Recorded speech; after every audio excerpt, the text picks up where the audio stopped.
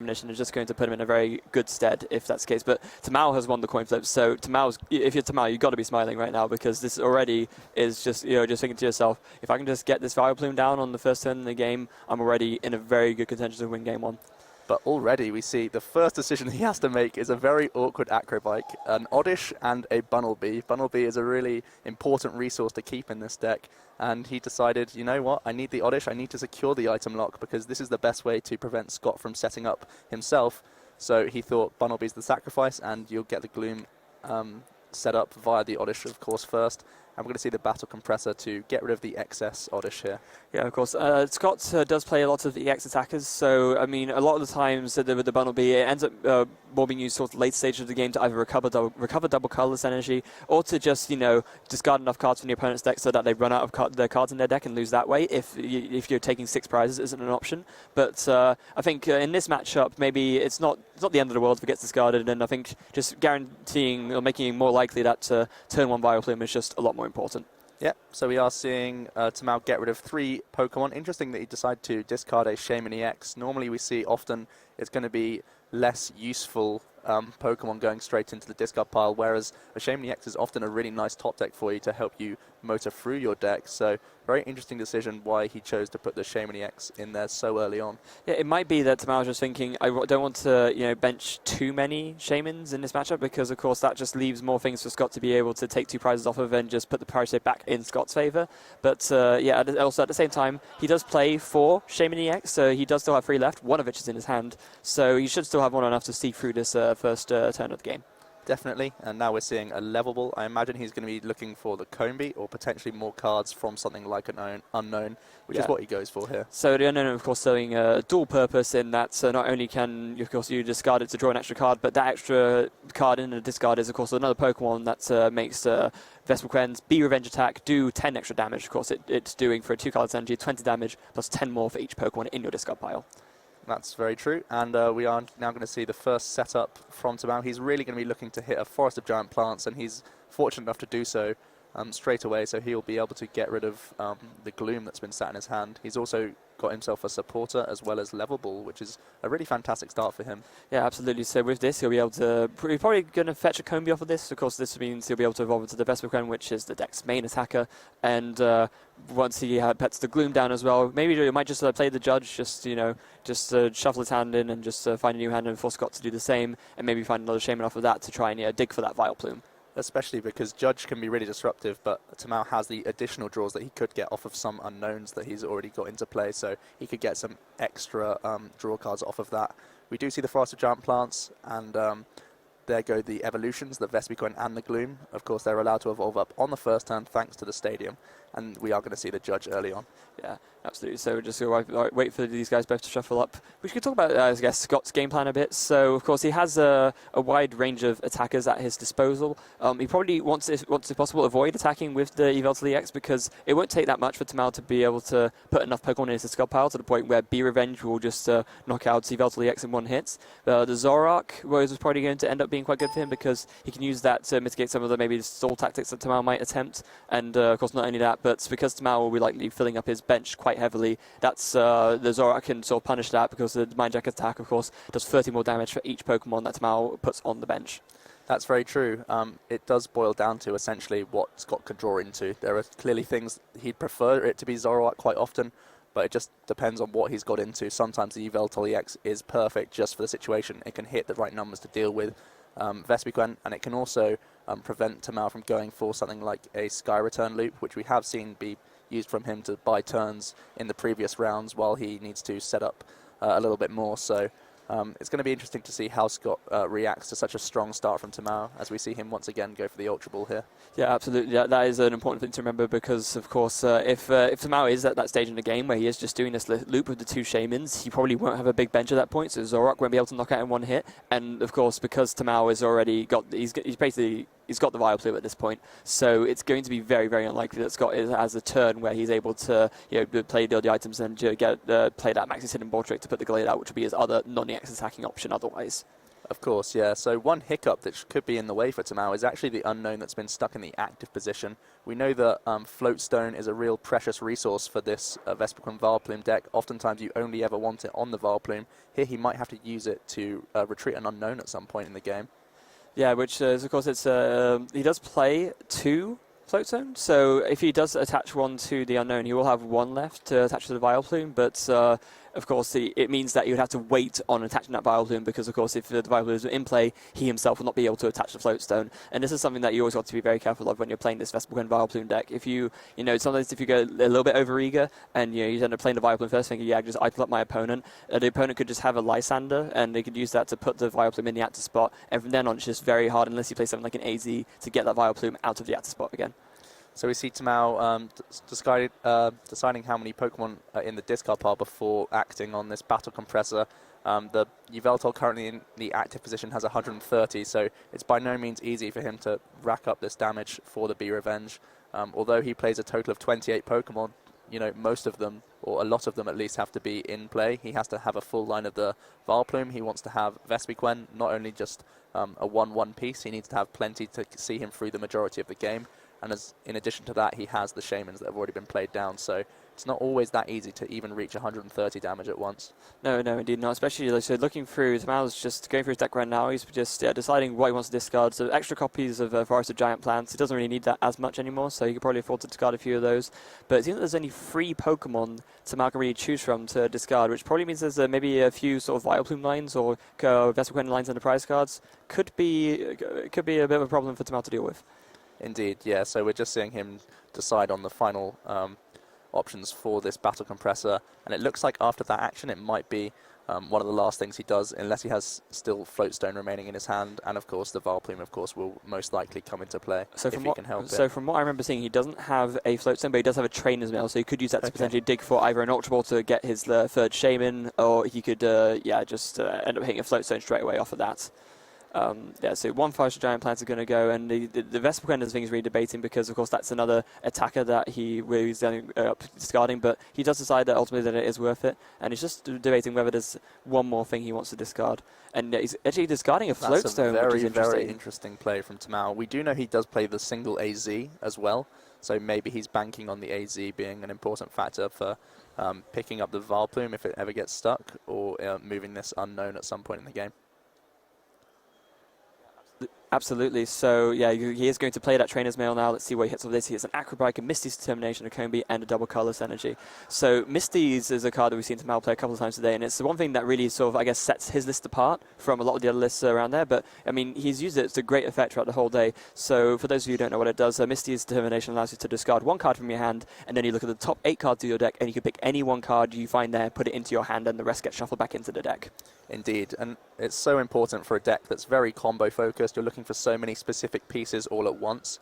Sometimes we often see Sycamore be the main choice in decks like these to mill through a large amount of cards, but when you're at this sort of stage in the game, when you don't have that much deck size left and you still need to dig for certain pieces, Misty is the perfect solution to find those extra cards like Combis or double Colorless Energy, even stuff like Floatstone. But we actually see Tamao evolve up into the Vileplume without a Floatstone. We do know he does have the AZ in deck, so I think that's what he's sort of banking on here. But he's determined to get the lock on Scott and make it as awkward as possible. Yeah, I think Tamao realizes at this point that he just feels that with the potential drawback of maybe Scott hitting a Lysander and being able to bring that Vileplume into the active is sort of it's weighed against, it's balanced by the fact that Scott, because he plays the Gallade version, which is of course more item reliant, that he might just use that to slow Scott down enough so that Tamao will just end up being in the commanding ball position. Of course. So we do see the attachment to the Yveltal, as well as a big Sycamore, including 1 Dark Energy that gets into the discard pile. So that could be used to accelerate more Pokemon, and he does indeed find himself as a Rua, which is a really important pickup for Scott here. Yeah, that bodes very well for Scott. So we'll be able to use that Oblivion Wing attack to do 30 damage, and then that Dark Energy can either be attached to a Shaman if he just wants to, able to retreat, and then use the double colorless on Zora, or you can just indeed attach a Dart to the Zora, and then it's only 1 energy attachment of either double colors or Dark away from being able to attack. So back over to Tamal's turn. His first action is going to be to use that Misty's Determination. So looks like he's happy to let this unknown get KO'd in the active position. That probably solves the situation for him where he'd have to spend either a Float Stone, which he can't even play at the moment, an AZ, or pay Retreat with a double colourless. All of these options sound very painful for Tamao. So it looks like he's happy to just leave the unknown in the active position. And I wonder if Scott is going to cotton onto this and could even just pass a few turns in the following. Yeah, Scott, I think, having to read what Misty's Determination does, perhaps not a card he might have seen before until now. And yeah, this is just Tamao just being patient. He just realises that it might have been a bit greedy to try and dig for a Float Stone or an AZ to get the unknown out of the active spot. So he's thinking, okay, I can go down one prize. If Scott knocks out this unknown, it's far from the end of the world. I can just come in after that with the Vespiquen and take a revenge knockout. And from then on, Scott is then under a lot of pressure to put on a really big return offense. So we do see Tamao pass the turn away, basically allowing Scott to make the decision himself. Tamao's not going to make the decision for Scott by paying Retreat of the unknown. It's now on to Scott to maybe pass the turn and hope that that can buy him a turn himself without getting the knockout, or to look for something from the prize cards to help him after using an Oblivion Wing. Yeah, absolutely. And we see he has indeed got the second basic Dark Edit energy onto the Zorua, and he is indeed just going to pass the turn. So I like this play from Scott because it just means that, like you said, it means he has an extra turn to try and set up a couple more Pokemon and just not leave himself wide open to a Vespiquen B Revenge. Yeah, because dealing with the unknown is not really a threat right now. The prize is not that relevant at this moment in the game because he still needs to find himself Zoroarks for a more long-term sort of strategy. So right now, the unknown is not threatening him. He's not under pressure from B Revenge or anything like that. He's way more happy to see unknown in the active position and leave the issue for Tamao really to deal with because his deck size is much lower than Scott's right now. Absolutely, and we're seeing a string of successive draw passes here. So I think Scott is just waiting for Tamao to just give up, and this is what's happening at this point. So he has decided, you know what, it's fine. I'm gonna sacrifice one double colorless energy just to put on the offensive pressure, and we will see a B Revenge knockout. We're going to see a farewell letter first, discarding that unknown just to draw an extra card. And assuming there's nothing else that Tamal really wants to play, we will probably just see a B Revenge for a knockout. Yeah, I think he really would have loved to find a Combi off of the farewell letter or one of his subsequent top decks, but looks like he hasn't got anything like that. It's all in on this one Vespiquen as of right now. So he's just going to hope that Scott doesn't have a reaction in hand. Something like a Zoroark could be very awkward for Tamao at this point. Yeah, Zoroark would be definitely enough of a knockout. Of course, Tamao has currently 3 benched Pokemon, so with the Mind Jack attack doing 10 plus 30 more for each Pokemon on the bench, that would be 100, which would just be 10 over what's needed to knock out the Vespiquen, which has 90 HP. It looks like we just see Scott promote the Shaman EX right now, so his hand isn't cooperating with his plans. He does have the double colourless energy, however, so he might be going for the Sky Return play, going into most likely the non-EX Yveltal. Yeah, and this makes a lot of sense. It just takes away, of course, as we know, Tamao also, as well as one Judge and one Misty's Determination and one AZ, he plays one Lysander. So if Scott hadn't taken that off the field, Tamao has the potential at any point to just say Lysander, bring the Shaman into the active, and then just go 2 prizes ahead of what would normally might otherwise be a fairly even price trade. So Scott really hoping with that final top deck, it could have been all over, but he does find not quite a Zoroark, but it is a Yveltal EX, which he's able to attach the double colourless energy to if he chooses to do so right now. And potentially, even if the Zoroark does get KO'd in a turn or two, he might be able to then top deck a Dark Energy to be able to respond in some way here. Yeah, it's interesting to note he just opted to put down the Shaman. Of course, he actually has too many cards in hand to use the ability. So with that, he's actually using the Zora's. Is that the second attack? Yes, it is. He's doing 30 damage and discarding energy attached to the Zorua because he does still have the double colourless energy in hand. He's setting up a Sky Return for the following turns. Really, really smart play from Scott. Yeah. Rather than risking Moonless Madness, which could have no effect on the game, he's saying, you know what, I need this damage right now because it sets up what I have to play with in my hand. Yeah, this is a really cool play from Scott. This is these sorts of, when you're in these sorts of very awkward situations where you're thinking, I haven't got a lot going right now, what can I really do? It's these small spots that really separate the good players and really great players. So we see that the attack there is called Dark Edge, and for a Dark and a Colourless, you do 30 damage and then you discard an energy attached to this Pokemon. And I think it's so cool that Scott just was able to notice a play like that and see, right, that's actually the best move for me to do this turn. Yeah, so Tamal's reaction is to try and protect this Vespiquen, obviously knowing Scott has the double colourless energy in hand from an earlier Sky Return. So Tamal responds with his own Sky Return, And now we see the Moonless Madness to make it more awkward for the Shaman to even Sky Return up this turn. So Scott's really doing the best he can with this small Zorua. Yeah, and of course, when you're in a matchup like this, especially against something like Vespiquen and Vileplume, which is a deck that really just tries to stop you from playing Pokemon, like being able to see even these tiny options like the Dark Edge and the Moonless Madness, these all add up to turn what could otherwise be a losing situation into a winning one. And we can see Tamao, he's got a bit of a grim smile on his face. He doesn't know whether or not to risk it. We are going to see the attachment, and it looks like a massive flip here. He gets Tails. That's a very, very big flip. We could hear that one in the crowd, everyone. That was a very big confusion flip, and it's not often that you can say that. A big confusion flip in a final is not something we've seen in a long time. Yeah, that's right. But it looks like Scott wasn't helped out too much by his top deck, so it might just be a pass, and we're going to be down to the dice roll again, I think. Yeah. I mean, you could have used Moonless Madness again, just a big extra sure. Oh, another Tails from Tamao, and Scott's got to be smiling at this point. Oh, and he also grabs another Zorua, so another lifeline for Scott. Every one of these flips has been so crucial, really slowing down Tamao, and now we actually see the retreat of Zorua, which is an interesting play to now protect the Zorua. Very, very smart play. He has a double colorless in hand, so now he still needs to top deck into a Zoroark, but he can then start paying for the Mind Jack attack. Of course, the Shaman is already confused, so there's no need to keep the energy around right now. And by doing this retreat, even if Tamao is able to flip heads for this Sky Return, it will not KO the Zorua. No, indeed it won't. And you see Tamal, he has the Lysander in hand. It looked like he was debating playing it, but he may just go for another attempt to Sky Return, or either that, or oh no. So he may actually just consider the retreat here. It was if he does, that means he'd have two double colorless energy and discard power, and as you can see, the third one is on that Vespiquen on the bench, and the fourth one is just been attached to the other Shaman. So I think it might well be a discard of the energy. So Tamao not going to risk it a third time, and he's just going to use the Sky Return, guaranteeing it. And again, he has an awkward decision here. He knows that Scott still has the double colorless energy in his hand, so just something like a Zoroark could really, really hurt Tamao here. Absolutely, although we've not seen a Zoroark from Scott yet, and so maybe Tamao's thinking, over the past few turns, if he hasn't played one already, he probably doesn't have one, and it looks like that is indeed exactly what's happened. So Scott's just forced to draw a pass, and now Tamao can just attach a double colorless to the Shaman, and then of course with the Vespiquen having free retreats, he'll be able to Sky Return, do an extra 30 to the Zora, and that will be a knockout. So eventually those confusion flips in terms of damage weren't as relevant as they could have been, but it has definitely bought Scott a lot of turns. We see Tamao promote once again a Shaman EX, so still going for a slower approach. He needs to make sure every one of these double colorless energies count right now, because he still has plenty of prizes to take. Yeah, and of course if nothing else, the confusion flips were very, very entertaining to watch.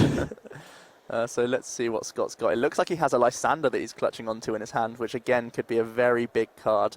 The Vileplume on the bench does not have a Floatstone right now, so that could be again a way that he could buy some turns in terms of stall. But he may be clutching onto this to try and deal with the Vespiquen when he is able to have an attacker, and basically allow Tamao to just do this poke damage with the Sky Return, because he's really not affected by that in the long run. Yeah, of course. If Scott were to Lysander that Vileplume, though, as we know, Tamao would basically need to hit that AZ, because he doesn't have enough double colorless energies to work with to manually retreat the Vileplume. So yeah, for looks like Scott, he decided not to in the end. He's just going to pass, and play will pass back to Tamao, and there is that AZ. So I really like the pass. I think if he can overcome the Vespiquen, that's the real threat. It puts Tamao down to one double colorless energy. There's no way that Scott won't be able to react to that and deal with the final energy to win the game. So I think just deal with the Vespiquen is his line of victory right now. So he's just going to hold the Lysander for when he can even use something like a Sky Return to finish it off. Yeah, of course, all he would need for that as well is just double colorless energy to attack with the Shaman there even so. So Tamao's looking at a very, very big hand. He's also got some decision-making of his own to do. An option for him could also be to Sky Return, but then he has to either promote a Vileplume, which he finds really awkward to retreat, or a Vespiquen, which it could just very easily be knocked out. So not the most ideal situations for Tamao right now. Definitely not. We are going to see the AZ, which could be a big factor here. He may even be trying to remove his own item lock right now. Looks like he's just going to pick up the Shaman EX, go into the Vespiquen, and start threatening as much damage as possible. He may be Lysandering up even the Shaman EX for Scott, because he knows that there's that double colourless energy in there. Scott's been very precious and kept it in his hand for the majority of the game. Yeah, of course he wouldn't be able to do that this turn because he has already played the AZ, which is your supporter for the turn. But yeah, an option for next turn perhaps. And with that, it'd be revenge for, it looks like 140 damage we see there. And okay, this is what Tamao was probably worried about when he was doing that AZ. Now that it's been played, Tamao will no longer have an out to retreat this Vileplume. So there is a potential here for Scott to win on, as they call it, the deck out. So running Tamao out of cards in his deck. Yeah, really, really nice play from Scott. As soon as he sees the AZ get played, he knows that Lysander is now a great route to victory. Tamao's deck is looking already very small. I think he only has 5 or 6 turns left before the deck out does become the win condition for Scott. So he can simply pass away a few turns now and see if Tamao has any sort of reaction. And he does. Is that going to be a concession for Tamal? That is going to be a concede, yeah. Yeah, and it's, I think, you know, if the rest of the games go on like this, then, you know, we should have just enough time for each game in the series. So I think Tamal realizing, you know, he can't touch the float stone, he no longer has AZ, that Vileplume is going nowhere fast, and so he just thinks, okay, I'm just going to give this one up, and we'll go on to game 2. Yeah, some really rough breaks for Tamal throughout that whole game. His first Acrobite got rid of a Bunnelby, which is a great way to recover resources. Following on from that, he had to discard some painful double colourless energies, such as the Unknown. Scott doing really well, of course, to force Tamao into these situations, but everything seemed to work against Tamao, even the coin flips on Confusion. Yeah, of course, and it's funny, yeah, the one time where you say, oh, yeah, Bunnelby they're not going to, you know, become really massive in this matchup, but in this game it actually ended up being pretty huge, so, you know, because of the awkward double colours discards that he was forced into. Yeah, so Scott's got to be feeling pretty good. He's been in this situation before. Tamao as well, really experienced player, so he's not going to let this get to him. He knows the lines of play that he needs to go for this turn. And of course, losing the first game means he can go first himself once again. So hopefully he can prevent Scott from using a single item the entire game. At least that will be his goal. Yeah, and of course that's the main objective of this deck in the first place, and that's exactly what Tamao did in game 1. Just unfortunately it wasn't enough. Scott saw like, yeah, the tiny outs, like, what if I do this? What if I do this? I can follow it on with this, and it pays off in a game 1 victory. So yeah, we see both players shuffling up. Like you say, there's so many different small percentages. Definitely Tamal's deck that's very, very focused on resources. Every single card in his deck is very, very important for a specific goal. We see all of his one-off supporters, very, very clutch cards. I think keeping the Bunnelby around may be an approach that he looks for a bit more this game. But you can completely understand why he had to discard it in the first game. Yeah, and the thing I really like about this as well is with those one-off supporters, not only does you have a lot more different options to work with, and it makes it very cool to watch as well, but it just as an overall solid build, I think it's just it creates a variant of this Vespercoin Vileplume deck, which doesn't just have, like, you know, because there's being like so single focused and having this one win condition, and then there's being like so focused on that win condition that perhaps you don't see like the other avenues open to you. And Tamao, with these one-off supporter options, just has these outs to these situations which otherwise, some players might be able to make the most of in order to beat this Vespercoin Vileplume deck. Definitely, and because his list is different from most we've seen in the past, as we see a double, just looks like a single mulligan. Tamao does have, again, the Unknown to start with. Most people will have play tested against a different list from what Tamao's playing. They wouldn't expect necessarily Lysander and AZ and all these different one-offs, even Judge. These are things uncommon in the deck. So when people theoremon and think out certain matchups and play test, they wouldn't expect these sorts of cards in a deck like Vespercoin Vileplume. So basically all their playtesting coming up to this event is pretty much way less useful because the deck is so different from most. Yeah, and if they weren't expecting any of those three, they definitely weren't expecting Misty's Determination. That's definitely true. Misty's Determination is a card that I personally really enjoy. I've played it mainly in Seismitoad EX decks, but Tamao has really found a great purpose for it here as a really clutch one-off that he needs in many situations, and he's often happy to see that card. Yeah, so we see now Scott's gotten 2 mulligans. Tamal's got to be smiling at that one. That means he'll have 2 extra cards to work with to make that turn 1 Vileplume Vespercoin setup a lot more likely. And with that, just give it a quick cut, and maybe third time lucky, as they say.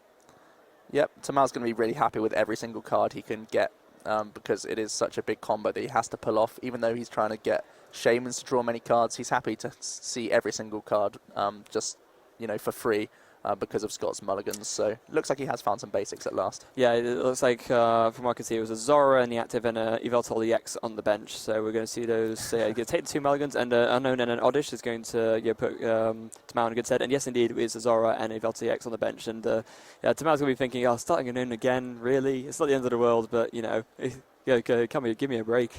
Surprisingly, with so many cards in his hand, it's actually going to make it fairly awkward for this Shaman EX to draw him much. It looks like he just has Unknown, a lot of evolutions without the Forest to get into the Gloom, so he may not be drawing that many cards right now with 2 unplayable Vileplumes as of right now. Yeah, absolutely. And he's actually sort of like looking right now just through to seeing what cards can I play, what cards can't I play, you know, what's clogging up my hand and what is actually, you know, viable to, you know, make the Shaman, you know, actually do some work for me.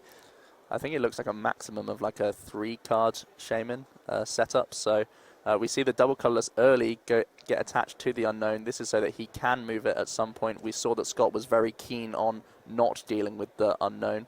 And it's a very big acrobike. Oh, 2 battle compressors is not really wanted to see. So Tamal's left with no draw cards in his hand unless okay, so he has 2 more out to draw, so he's probably going to play this battle compressor first just to thin out his deck, and then he will retreat the Unknown into something, and then, you know, he has 2 farewell letters to try and draw 2 more cards that he can actually make use of. Definitely. And one thing that's so different with Tamal's list is that he actually only plays 3 battle compressors.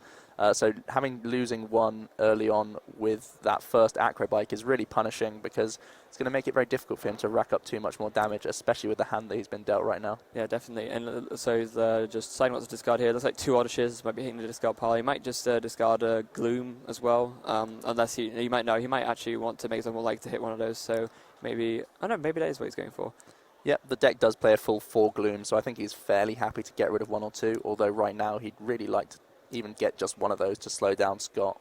Yeah, not only to slow down Scott, but it would just be a way of, you know, making any future Shamans a little bit more just meaningful, because you just draw more cards off of them. Although, if you wanted to get the maximum value out of them, you would have to play down the Vileplume as well, and at that point, all his other engine items won't work. So kind of useful, but not at the same time. So here Tamao is really banking on the first farewell letter he'll use on the bench before deciding whether or not to retreat.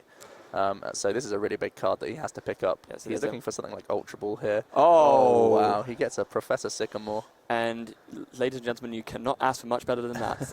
Really nice. He's got the Bunnelby as well, so, you know, that's something he can actually bench it and make use of it, so that he, especially considering that one double colorless energy is going to have to be spent on retreating that Unknown.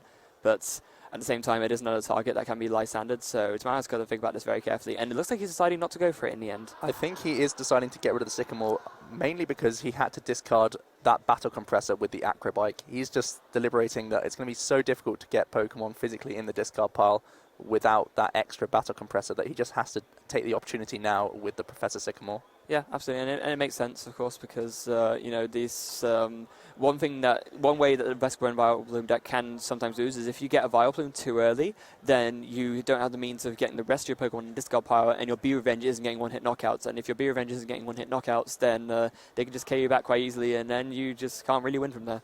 Indeed. So looks like the Sycamore had a bit of a kinder hand. He still has an Ultra Ball, a Shaman, and an Unknown. So plenty more playing for Tamal to do after that really nice clutch pickup from the farewell letter. Definitely. And he has a Vespiquen in hand as well. So if he can just fetch a Combi from the deck, then he can just evolve that to the Vespiquen straight away. And that's at least one of his worries for this turn 1 sorted out.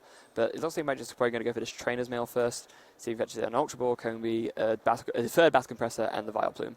I think he already does have the Ultra Ball in hand, but everything seems pretty playable. He might be Ultra Balling away the Trainer's Mail and the Unknown, meaning that he'll probably take maybe the Battle Compressor, but instead he looks like he wants the Ultra Ball because after the Shaman, he still has the option to go for another Shaman. Yes, he does, and he's going to play that Ultra Ball, and he's going to discard, it looks like to be an Unknown, and what was that card there? I'm not too sure. I think it's the Trainer's Mail. Yes, it is. So, yeah, discarding both of those. And then, yeah, you'll almost have to be getting a Combi from this, because then you can just evolve into that Vespiquen straight away. Yep, and then after that, he does have the Shaman EX in his hand. And then the only card remaining in the hand would be that Ultra Ball, so he could continue to dig for more cards and find himself another Shaman EX if he feels like it, or potentially start setting up another Vespiquen, because we saw last game the main reason why he was unable to win was because he could only set up one Vespiquen, so he had to be very cautious with it the whole game. Being able to set up a 2-2 line of the Vespiquen lets you be a lot more liberal and just go all in very quickly. And this also might have been another reason why Tamao opted not to bench the Bunnelby. If he had, then he would. I think he sort of realised, look, I'm going to need to bench another Shaman at some point this turn. So then if I do that, then I'm going to have one bench slot left, and I'd much rather that be a second Vespiquen than a Bunnelby, which is completely fair. Indeed, yeah. So we are going to see, looks like he's deliberating on another Ultra Ball here. Does have a level ball or two in hand. Looks like he's going to play the level ball out to search Pokemon before using the Ultra Ball, because again, this is a method he can rack up more damage. Yeah, and the nice thing is he has a was it a Vespiquen in his hand, so he could have gone for another Combi, but yeah, he just opts to go for, oh no, so he has 2 level ball?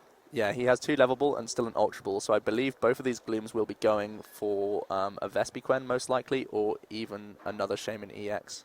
Yeah, and this is of course really cool because, yeah, as Joe just said, it just means that there's 2 more Pokemon in the discard pile for Be Revenged to do more damage, and if Tamao has, I mean, he could go for another Shaman, but then that would be his bench full at that point. But no, he's going to go for the Vileplume, and of course this makes sense because that is That's Vespiquen Baldwin. That's the deck. Those are the 2. That's what you want. Of course. Yeah, that's a very valid target as well, of course.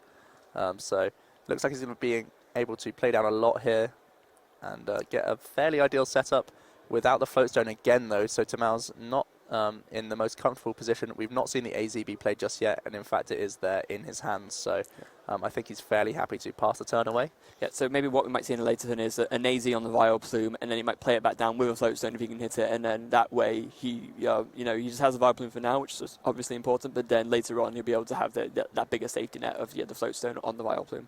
So let's see how Scott's able to respond. Straight away we do see the Sycamore after attaching a Darkness Energy to the Yveltal EX that's on the bench. So this is a really nice play from Scott again. He doesn't want to deal with the unknown right now. As long as it's in the active position, that's the perfect place to put it. The Moonless Madness is not relevant because this unknown is only ever going to be retreating. And obviously with resistance, not even a hidden power would do anything. Yeah. So he just wants to start setting up the Yveltal EX, expecting this Vespiquen to come in looking to take knockouts. Yeah, of course, something important to note that unlike other special conditions, if your Pokemon is confused, you can still retreat it without any penalty.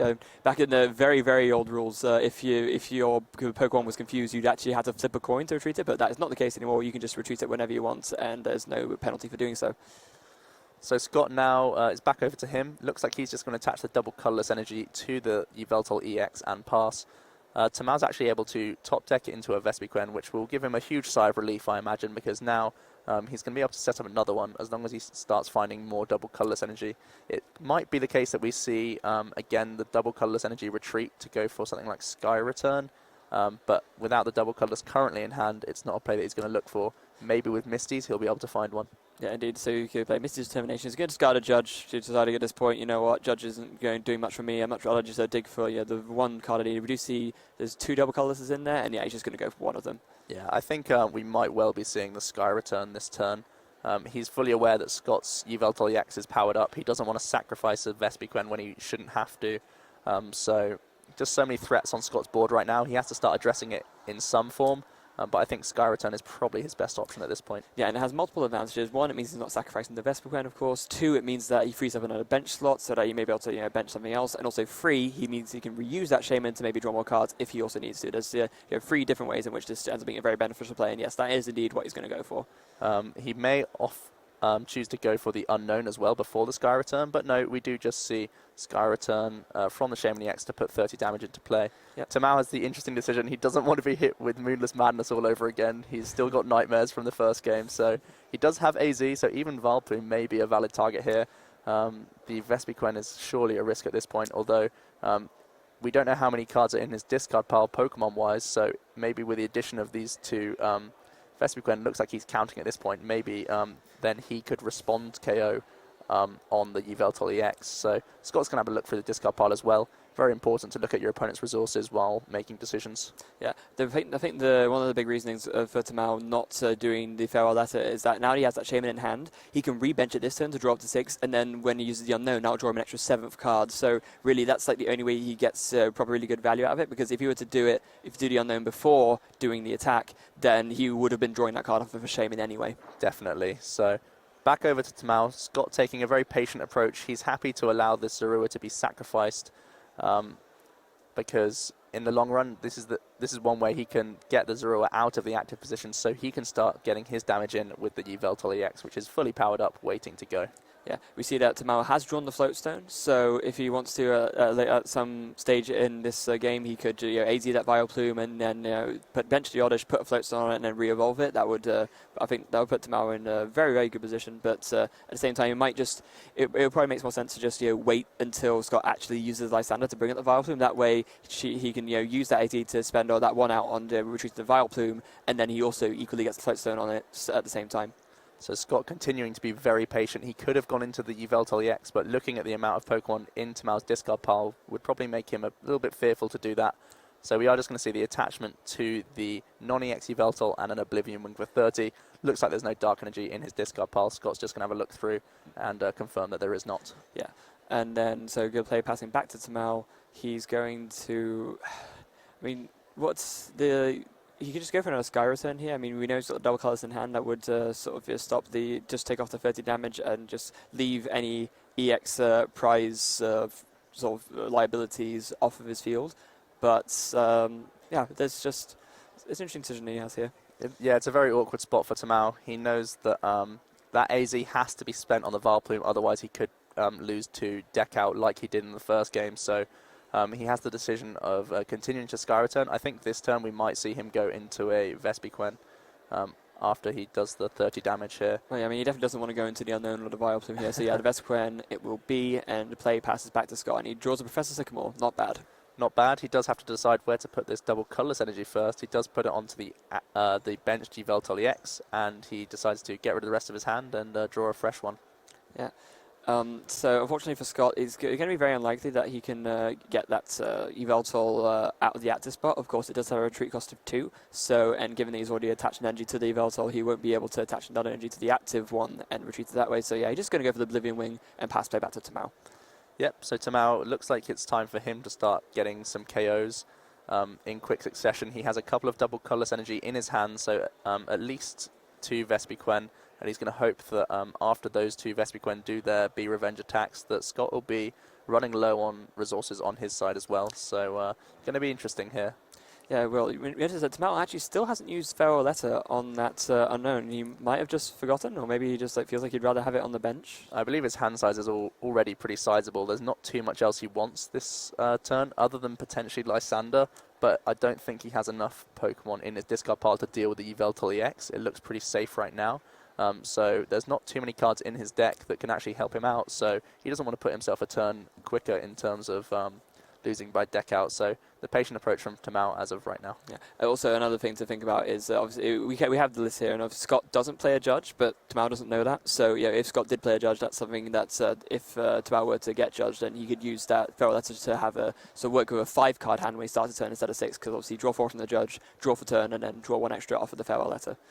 So I think I counted 11 Pokemon in Tamao's discard pile. So even with the knockout, that would put him up to 13. 14 with the unknown, if it uses Farewell Letter, is still 10 damage short of dealing with a Yveltal EX, as long as my math is correct.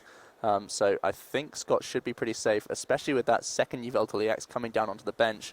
A Y-Cyclone could be a very, very powerful thing to do this turn to knock a DC off of Tamal's board, as well as one of his main attackers. Of course, so yeah, now those two, the 1-1 Vespiquen line is going to hit discard pile, and we're probably, obviously, going to see Tamal just put the Vespiquen here. It has free retreat, so you can just decide what is best to bring up later, and he's probably going to be attacking with the Vespiquen anyway.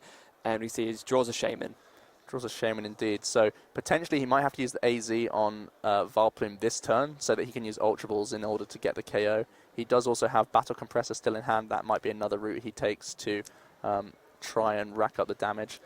So obviously with Forest of Giant Plants still in play, he could replay down the Vileplume after getting full advantage from items. The only issue being, I'm not sure if I see a Floatstone in his hand as of right now, so he may not want to even play down the Vileplume anymore. He does have a Floatstone in his hand. I was seeing he's planning for his hand earlier, so yeah, it's completely safe to do this because he can just play the Oddish back down and just put the Gloom and put the Floatstone on it, and that way he was just free from any Lysander shenanigans from Scott later.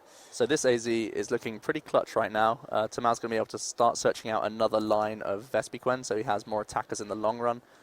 Probably a few Shaman EXs will be sacrificed in the process so that he can increase his damage output to deal with Scott's active Pokemon. Yeah, I think Tamal probably just wants to keep one Shaman in hand because just in case later on he finds. But he has 3 in hand already, so yeah, it's an interesting decision there. So he decides to discard the Combi instead. Very, very big decision from Tamao here. I would have thought he wants to have more Vespiquen backed up, but maybe his prizes are looking pretty awkward. But wow, he does still have the Vespiquen in there, so maybe he has another Combi in hand. I wasn't sure if I saw it or not. Yeah, I don't think so either. And also at this point, his hand is so big, he doesn't really need to keep 2 Shamans in his hand. As soon as I saw there were 3 Shamans in his hand, I thought, yeah, you can just afford to discard 2, but deciding not to. There is a Combi.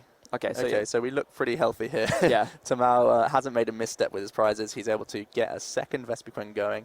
He does have, I think, at least 1 double Colourless Energy in hand. If it's just 1, he's still in an awkward spot. He might still want to try and draw as much as he can with a Shaman to look for 1 more double Colourless Energy. So we are going to see some Trainer's Mails here to again thin through the deck. But at the same time, as you said here, like the patient approach for him is probably going to pay off. He doesn't need to hit this double colour straight away. As long as he knows he has the means with the Shamans or the Unknown to like draw into it, and his deck is very thin anyway, I think he'll probably be fine. As far as I can tell you, also he does have enough Pokemon in his discard pile now to use the Be Revenge and knock out this Veltal EX, and so he'll only be 2 prizes away from winning the game after doing that. Yeah, so Tamao, we can see his hand. His deck size is literally 3 now after using Trainer's Mail to look at everything he wanted. He has the Lysander, so his approach now is one of those 3 cards is double Colourless Energy.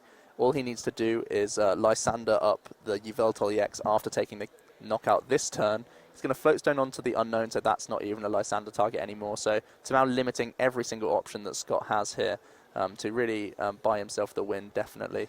The Battle Compressor could be used to have a 100% chance of getting the double Colourless Energy. There are potential punishes such as something like a Judge, but I think he should still be safe from that. Yeah, and Scott doesn't even play that, but he's not to know. He's not to know. He has to play around every sort of scenario right now, and we're just going to see 1 card. So he has a 50-50 chance of getting another double Colourless Energy off the top of his deck, as long as Scott is able to take a response KO after his active Pokemon is knocked out this turn. And of course, it's actually guaranteed because he'll draw 1 card off of his top deck, and then he'll actually be able to use the Unknown to draw the final card of his deck. So Tamao just basically set himself into a position this turn where he's almost guaranteed the win, and unless Scott can find some sort of crazy response, we will be going to a game 3. So certain combinations could be something like using the Fright Knight Yveltal in combination with a Lysander play. But right now we just see a Sycamore, so that could be end of the line for Scott right now. Also, not only that, but Scott actually doesn't play the Fright Knight Yveltal, so that's not even an option for him, unfortunately. Wow, okay. I'm still thinking about the top 4 matchup that Ollie was playing, so doesn't look like it's perfect for him. Tamao revealing that he does have the 100%. And we're going to game 3 for the finals. Yeah, absolutely. Pretty awesome stuff so far. Yeah, and it's interesting to see that obviously this Vespiquen Violent Plume deck, it does aim to stop your opponent from playing Pokemon, but at the same time, there's been 2 really back and forth games. You can see, they're 1 game apiece right now, and just both players just showing, how deserving they are to be in this finals, playing very, very well. And it's honestly seeing these. I know these 2 guys personally, and they're just absolutely just great guys, great players, they're good friends, and they're just barely could have asked for anyone better to play in the finals. Yeah, I think particularly Scott has been showing his prowess this game. He's kept very calm under the item lock, made every single percentage play that he can to give himself the best position to win each game. He was definitely not out of that, and I think for a long time before we saw the AZ up of the Vileplume, he looked very comfortable in that game. Just a very big turn from Tamao, turned it all around. Yeah, absolutely. So they see that there's the piling again, trying to make sure that they don't draw into any sort of awkward combinations of cards, and just counting out, make sure no cards have been lost. And once that's all done, we will be going into game 3. We still have just under 20 minutes on the clock, so there should be enough time for a full game. But it just depends on how far either of them sort of set up to determine whether a game will go on for a long time or not. Yeah, and this is one big difference. For the first time, Scott is able to actually have his first turn with every item that he's able to conjure up from his opening hand. So we may even be able to see a Gallade this turn. Yeah, which will of course be really good for him because that gives him a very easy option of a non-EX attacker to take a KO on either a Shaman or a Vespiquen with, which otherwise you'd have to rely on something like a Zoroark and Tamao having a big bench to take a KO with a non-EX attacker of his own. So we are getting to the final game of the Masters Finals for the UK National Championships 2016. Going to be kick-started with Scott here. He's just setting out his prizes. Both players are getting ready to go. And they've got to be nervous at this point. Well, yeah, of course. I mean, it's going to game 3. I think you're right, 1 game each, so this is it. This is a deciding game. One person is going to walk away from this game, and they're going to take the game, and therefore the match, and therefore become the UK national champion for 2016. So, the first action from Scott, the first item I think he's played potentially this whole series, is a single Puzzle of Time, which is pretty sad. If you play 2 in combination, you're allowed to find any 2 cards from your discard pile and put them into the hand. If you play a single Puzzle of Time, you're allowed to look at the top 3 cards of your deck and rearrange them in any order. Yeah, I mean, it's not really the end of the world. I mean, one of the nice things about Puzzle of Time is that because it's a card you can just play, it means that, like right now, for example, you can play it just to burn it, and then you can draw an extra card with Shaman, which might net you a more useful draw and something you can actually work with. And those draws looking very, very helpful for Scott. His hand did not look fantastic until he got that Ultra Ball from the Shaman EX's setup. And it looks like he's going to try and find maybe another attacker. He does discard a Dark Energy and a VS Seeker, so pretty good targets right there for him. Yeah, I mean, he realizes, of course, that it's not going to take very long for Tamao to, turn 1. We've seen how consistent as this is. He's almost certainly going to get, a turn 1 Vileplume set up, and at that point, the VS Seeker will be completely unplayable. So he's deciding, you know what, yeah, I'm just going to discard this now because it's just not going to be of much use to me later. He goes for the Zorua. That's a pretty strong choice. We'll see what else he can do this turn. He does have another Shaman EX to draw even more cards. Looks like he's grasping onto still a double colourless energy, and he's got plenty more playing to do here. Oh, he has 2 puzzles at a time. This is absolutely huge. This could... honestly, this could enable Scott to actually get a turn 1 Gallade, assuming, of course, that neither the Maxi Hidden Ball Trick or the Gallade are prized. And really important, he has Battle Compressor, so he could choose 2 of any card from his deck and essentially put them in the hand with the double Puzzle of Time. So he could even elect to discard something like a Zoroark just to put it simply in his hand right now. Yeah. Depending on what sort of supporter he wants to use, he could even go for something like a Hex Maniac, which could be really, really good at slowing down Tamao. Absolutely. So from what we can see, it looks like he may have not prized the Gallade, but it looks like the Maxi's Hidden Ball Trick might be in the prizes. So yeah, he looks like be going for that option that he just suggested, putting a Zoroark in a discard pile so he can guarantee it in his hand. And yeah, that is what he's going to go for. I really like this line of play. He's got, from the double puzzle, it looks like he's going to be getting the Hex Maniac to slow down Tamal's strategy. We've seen it so focused on Shaman EX and even Unknown to get the big combo off. So the double puzzle here going to be denying that, but we actually see him go for the Sycamore. But then we see the VS Seeker to get the Hex Maniac. So a bit of mind games there from Scott. I'm sure Tamal was looking pretty happy after the double Puzzle of Time, but then Scott comes in with the VS Seeker as well. Yeah, and honestly, even not getting Gallade, that's about as good a turn 1 as Scott could have really asked for. He's got Zoroark guaranteed for next turn. Tamal is going to be prevented from setting up at all, and yeah, Scott's got to be smiling at that. We can see Tamal's hand is far from ideal. We see the attachment of double colourless energy to the benched Combi, and looks like there's no other action he can do here, so he simply passes. Even with abilities, I think Tamal was not able to do much. He would have had 1 extra top deck from the Farewell Letter, but other than that, he didn't have much of a hand in the first place. Yeah, indeed. And, of course, Tamao having 2 Pokemon on the bench, that means that the Mind Jack attack will be doing 70 damage, which, granted, is 30 more than needed for a KO, so even if Tamao hadn't benched the other Combi, the Combi in the active would have been knocked out. But, yeah, this is about... Scott's got to be... Again, not, as always, with these players good players when they're in this strong situation, not being complacent, still doing everything that's needed to make sure that everything they need for later is there, but just preparing themselves for, because obviously Tamao isn't going to draw dead forever. Eventually you'll probably hit a Sycamore, or obviously Scott hasn't played a Hex Maniac this turn, so he can't. If Tamao that's an Ultra Ball, that's another out, and we see Dave's discarding a Seismitoad and what's like an Ultra Ball and a Professor's Letter.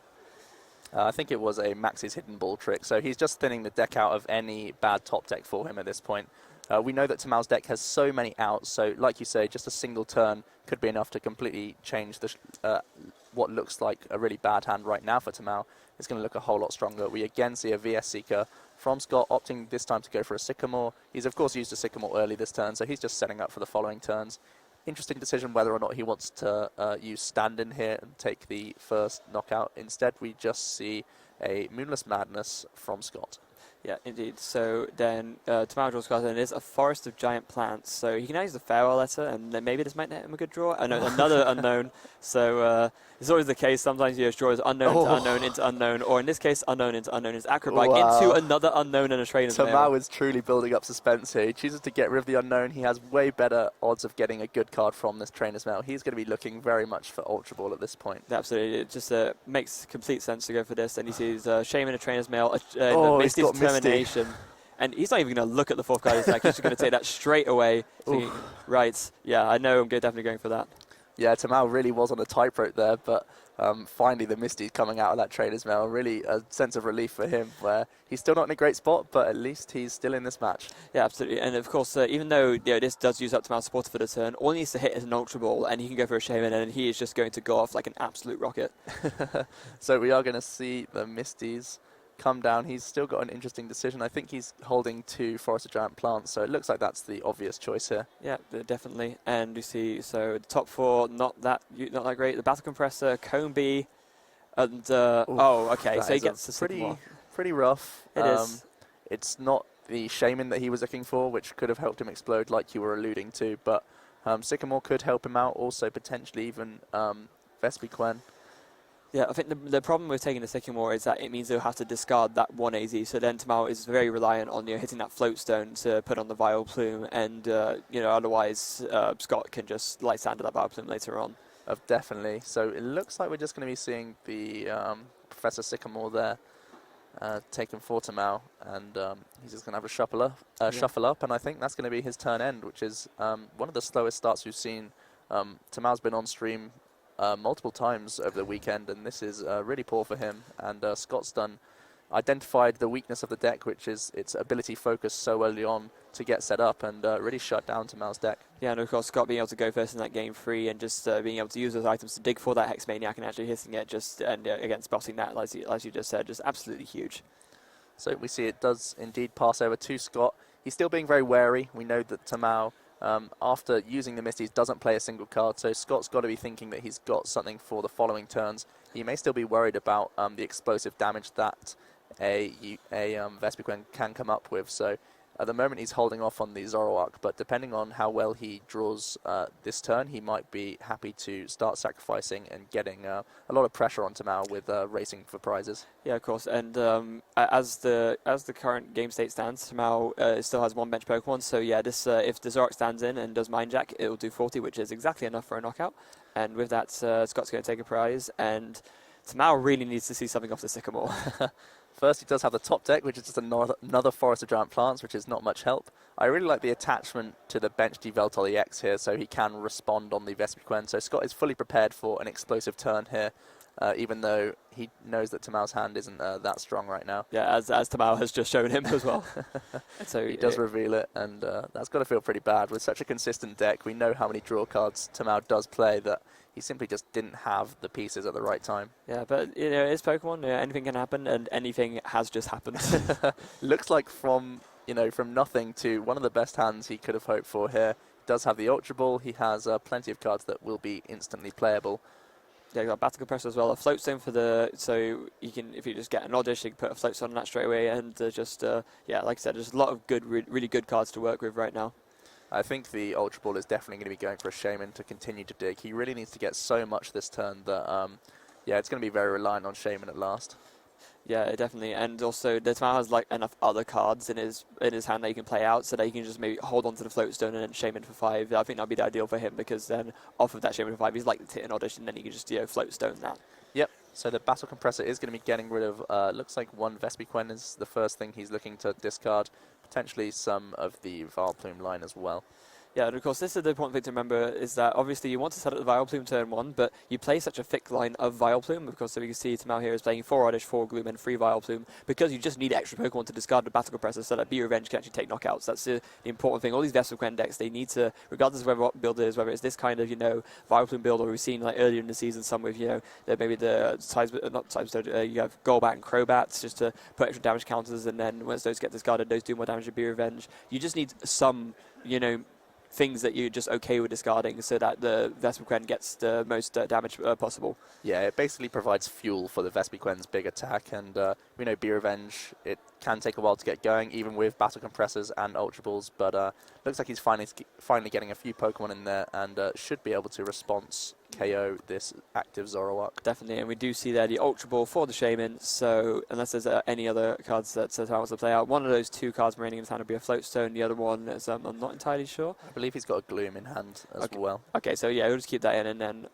okay, so we've got a Combi, a Oddish, a Gloom, sorry, and the Floatstone, and so you'll be able to set up for 4 cards. Let's see what he gets off of this. Oh, an Oddish straight away. He's got to be smiling about that one. One Oddish and a couple of Trainer's Mail isn't too bad. He could still be looking for Ultra Balls.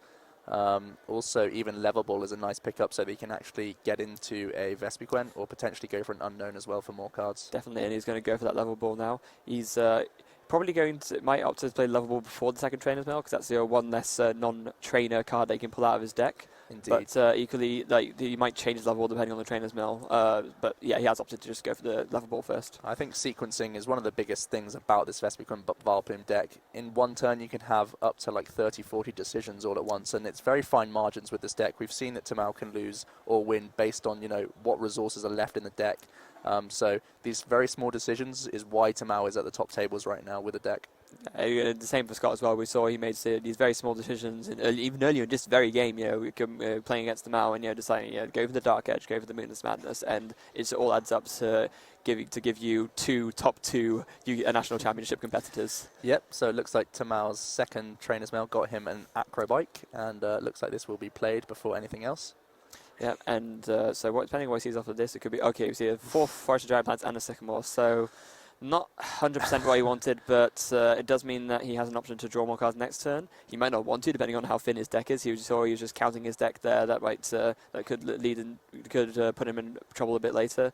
But no Vileplume is the biggest thing that he's missing this turn, which means Scott's going to have yet another turn of items. Yeah, tough break for Tamao. He just, again, the hand's not really cooperating with him right now. He does have the option to go into Vespiquen, which he does choose to do. It may even be a retreat, or I think actually for tempo you should be taking this knockout here. Yeah, because the Zoroark is just a really good attacker right now, especially with the amount Tamao has on the bench. The Zoroark can even be used to KO another Vespiquen. So yeah, Tamao just takes a knockout here, and then he gets a Judge off the prizes, it looks like. Judge could be a good comeback card in this game. He's clearly not out of it. The Vespiquen is able to race for prizes quite nicely. We do see Scott go into that Yveltal EX, and looks like he attaches the double colourless energy to fulfill most likely a Y-Cyclone attack to set up other bench Pokemon. Yep. Depending on whether or not he can find, looks like he's going to start using Ultra Ball to find maybe a Zoroark or potentially a second Zorua. Yeah, of course, so that Y-Cyclone attack is the attack. It's often it has a lot of different uses, but for dark and 2 colors, there's 90 damage, and then of course you can move an energy attached to the Yveltal to one of your bench Pokemon. So this is just a way to, if you don't need to do a huge Evil Ball for a knockout, you do Y-Cyclone instead, which is just enough, and then you can move the energy to, say, an Yveltal EX on the bench, or just a different attacker, and then even if your active gets KO'd, you're preserving that energy for a follow-up attack with another attacker later on. Definitely, and that Ultra Ball was very interesting targets. He chose to get rid of a Darkness Energy, leading me to believe he will be playing this Sycamore here. Otherwise, he most likely would have held on to the Dark Energy to secure himself a guaranteed Y-Cyclone follow-up if the active one is able to get knocked out. Indeed. So he plays the Sycamore there, so he draws a nice new hand of 7 fresh cards, and I don't think doesn't really see that as much in the hand that he wants to. Okay, no, he does see a Muscle Band, so yeah, it's very important to play that now, because that will enable him to later on just do a Y-Cyclone KOs on Shamans if he so desires. And we also see him there playing his last puzzle of time, so that's now all 4 puzzles of time in a discard pile. He realizes that, of course, because he's already done a double puzzle this game, that the 4th puzzle is never going to do anything more than just this rearrange of the top 3, so he may as well just get it out of his hand now. And it looked like a couple of the top 3 cards were very, very good. That's why we see the Muscle Band go on to, or at least one of them go on to Zorua, because Zoroark was one of his top decks that I think he rearranged to the very top. There was also a double colourless energy in there, which could also be a very big card. Yeah, and we see, interesting, so he's opting to, instead of moving the double colours to the bench of Yveltal EX, he's moving the dark energy. So just if we can see, does maybe Scott have a double colourless energy in his hand? Because if he does, that makes a lot of sense, because then he is, as you said, just guaranteed the Y-Cyclone next turn. Oh, but we do see Tamao draws a Vileplume at last, and of course he's got the Floatstone there already, so Yeah, Scott's way thinking has to come eventually, and I guess that time is now. Yep, so Varplume plus Judge sounds kind of risky for Tamao. He may not even want to go into Varplume because he still needs a lot to get set up. Depending on his deck size, he may just hope to get into a double colorless energy and Vespiquen physically without having to use any ball search cards. Yeah, so we can see there he opts to bench the other Oddish, so he's trying to get as many sort of non-useful cards out of his hand. So, and he's got that Sycamore option as well. The other thing Tamao could do is maybe, still Judge, as he's doing there, but then, not play the Vileplume and hope to draw into the Vileplume again off of, because, I mean, if he hits an Ultra Ball off of this Judge, then he could Ultra Ball for a Shaman, fill up his hand back up, and then he's very likely to hit both a double colorless and a Vileplume.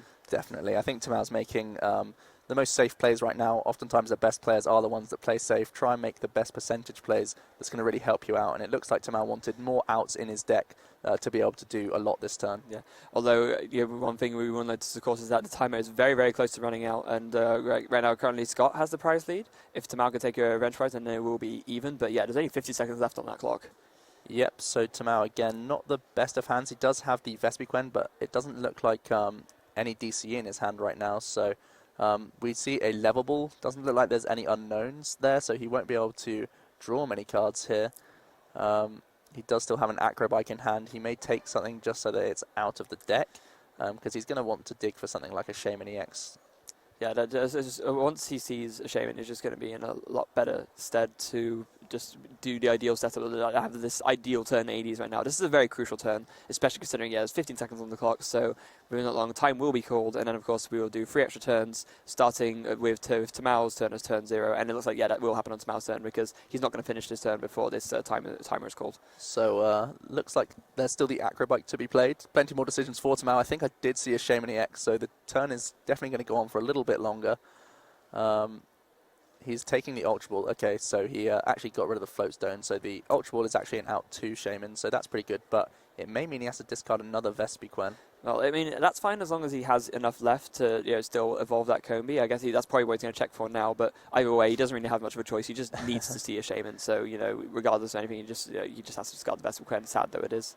We can see him writing down a few notes here. He's keeping track of his deck for sure, and the number of Pokemon left, and there was indeed a Vespiquen in there. So yeah, Tamao's okay with discarding that Vespiquen, and of course it's another Pokemon that fuels B Revenge's attack, and we haven't really keeping track of how many Pokemon Tamao's discarded. You may actually be able to get the one-hit knockout on this Yveltal, which would be really, really huge. I think there's still a couple of the Gloom lines still left in his deck that he wouldn't want to draw into, but maybe a Battle Compressor could help him out. Turns out he's drawn into both things, so potentially with the help of Battle Compressor, he might still be able to get the knockout, and he also drew back into a Vileplume at least. I think that's probably one of the best Shamans for 6 that Tamao could have asked for. That is pretty much everything he needs. The double colorless, the Vespiquen, and a Battle Compressor to probably just get the one-hit knockout on this Yveltal EX and just take a very good prize lead. Yeah, so Tamao's very happy with this. Finally, his deck is cooperating with him. Looks like he'll be going down to a very small deck size if he does choose to get rid of all 3 targets with Battle Compressor.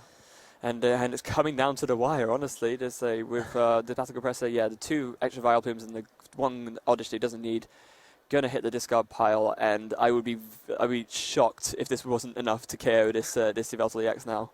So Tamao with just 3 cards left in deck, he's got a race here. He has to take prizes pretty much every turn. We know he does still, I believe he still has the Lysander. He had to get rid of the Bunnelby, so he's playing on a clock now. Even though time is up, he has to take prizes turn after turn after turn. Yeah, but this will be helped right now, of course, by the fact that Tamao is going to take 2 prizes off this Yveltal EX knockout, and the onus is really on Scott now. He needs a big response. He needs it this turn. Yep, I think he elected to put the Lysander on the top of his... but he also has the Farewell Letter to get him into the Zoroark.